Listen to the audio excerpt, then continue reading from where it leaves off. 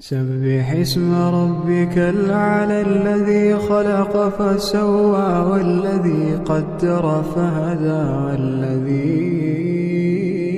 أخرج المرعى فجعله غثاء نحوا سنقرئك فلا تنسى إلا ما شاء الله إنه يعلم الجهر وما يخفى ونيسرك لليسرى فذكر إن نفعت الذكرى سيذكر من يخشى ويتجنبها الأشقى الذي يصلى